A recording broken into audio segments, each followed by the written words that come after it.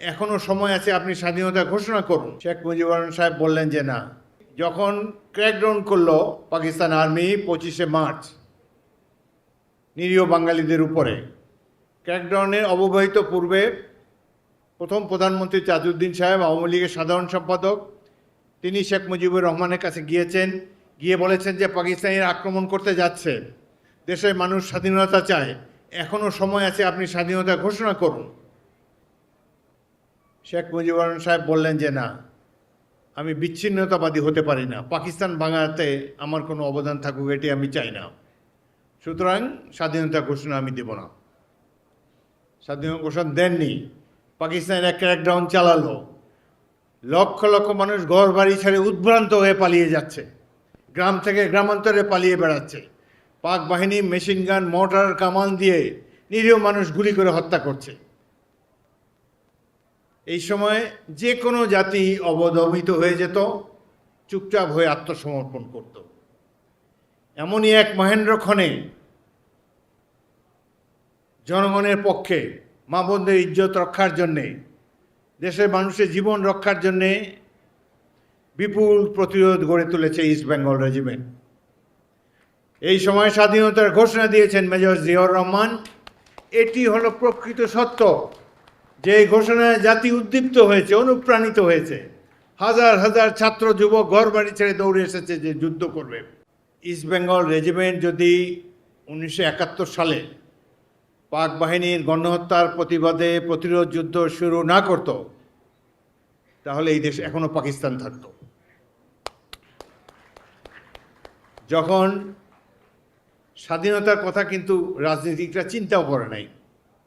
1970 সালের ভোট হয়েছে 6 পয়েন্টের উপরে।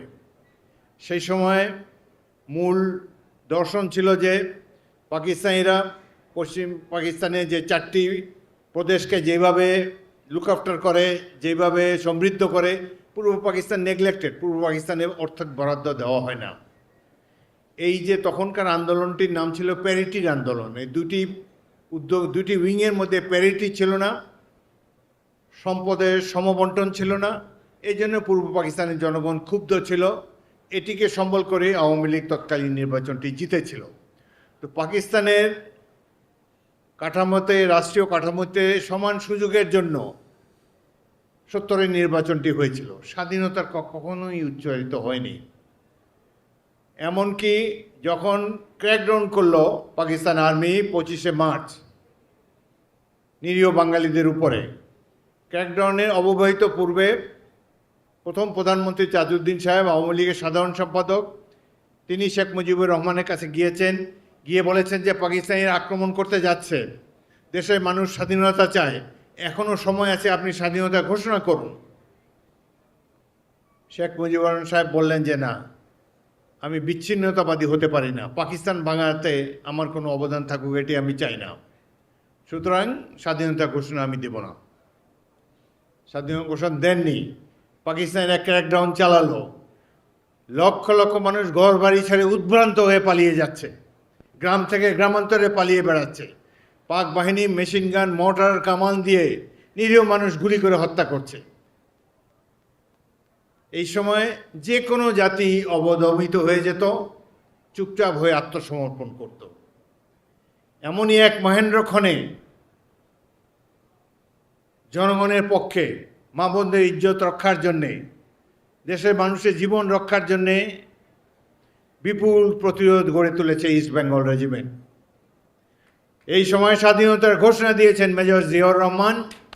এটি হলো প্রকৃত সত্য, যে এই ঘোষণায় জাতি উদ্দীপ্ত হয়েছে, অনুপ্রাণিত হয়েছে। হাজার হাজার ছাত্র যুবক ঘর বাড়ি ছেড়ে দৌড়ে এসেছে যে যুদ্ধ করবে। 71 যারা দেখে নেই তারা দুর্ভাগা। আমরা ভাগ্যবান 1971 সাল দেখতে পেয়েছি। আমাদের তো মাত্র 5টা ব্যাটালিয়ন ছিল, 4000 সৈনিক, মুক্তিবাহিনী ছিল প্রায় লক্ষের মতো। বাকিরা তো ছাত্র, সাধারণ মানুষ, রিক্সাওয়ালা, মুদি দোকানদার, বাসের হেল্পার, ড্রাইভার, পিয়ন, চাপরাশি, বিশ্ববিদ্যালয়ের শিক্ষক, ছাত্র, যুবক, সকল পেশার মানুষ এসে মুক্তিযুদ্ধে যোগ দিয়েছে। এই যুদ্ধের নেতৃত্ব দিয়েছে ইস্ট বেঙ্গল রেজিমেন্ট। কিন্তু এই কথা ইতিহাসে নাই। স্বাধীনতার অব্যবহিত পরে যে দলটি ক্ষমতায় আসলো তারা বলল যে 7ই মার্চে একটা ভাষণ শুনেছি, ওই ভাষণেই দেশ স্বাধীন। মাঝখানে যে যুদ্ধ, হাজার হাজার মানুষ জীবন দিল, লক্ষ মানুষ আত্মাহুতি দিল, তার কোনো উল্লেখ নাই স্বাধীনতা যুদ্ধের পরবর্তীকালে ইতিহাসে। আমরা তো চোখের সামনে দেখেছি, এখনো জীবিত আছি, কিভাবে হাসতে হাসতে বাঙালিরা জীবন দিয়েছে স্বাধীনতা অর্জনের জন্য। সেই মহাকাব্য চিরকাল বাংলাদেশের নাগরিকদেরকে গর্বিত করবে। রাজনীতিবিদরা সাধারণত অন্যের কৃতিত্ব হাইজ্যাক করেন, কাউকে কৃতিত্ব দিতে চান না নিজেরা এবং নিজের দল নেতাকে ছাড়া। কিন্তু প্রকৃত তথ্য হলো 1971-এর মহান মুক্তিযুদ্ধ ছিল জনতার যুদ্ধ, একটি জাতির যুদ্ধ। পাকিস্তানিরা ভুল করেছিল, একটা আর্মি আরেকটা আর্মির সাথে যুদ্ধ করতে পারে, কিন্তু পাকিস্তানিরা বাঙালি জাতির সাথে যুদ্ধ করতে চেয়েছে, এই কারণেই পরাজিত হয়েছে। জাতির সাথে যুদ্ধ করা কোনো সামরিক বাহিনীর কাজ নয়। এই যে ভুল তারা করেছে, যে কারণে তাদের এই পরিণতি হয়েছে, 90,000 এখানে সারেন্ডার করতে হয়েছে।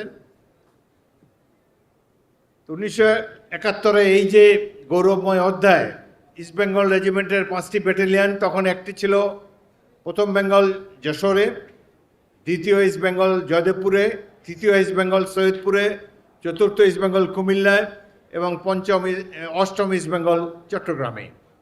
5টি ক্যান্টনমেন্টে আলাদা আলাদাভাবে কেউ কারোর সাথে যোগাযোগ না রেখে বিদ্রোহ করেছে পাকিস্তানিদের গণহত্যার প্রতিবাদ করে তারা জনগণকে সংগঠিত করেছে। মেজর জিয়াউর রহমান স্বাধীনতার ঘোষণা করেছেন, জনগণকে আহ্বান জানিয়েছেন মুক্তিযুদ্ধে অংশগ্রহণ করার জন্যে। সেই জন্যেই 9 মাস ব্যাপী রক্তাক্ত মুক্তিযুদ্ধ সংগঠিত হতে পেরেছে। এটি কোনো রাজনৈতিক দলের যুদ্ধ নয়, বাঙালিদের অস্তিত্ব টিকিয়ে রাখার যুদ্ধ। এই যুদ্ধে বীরত্বের সাথে যুদ্ধ করেছে বাঙালিরা, সেই জন্য আমি ইস্ট বেঙ্গল রেজিমেন্টের প্রতি কৃতজ্ঞতা জানাই।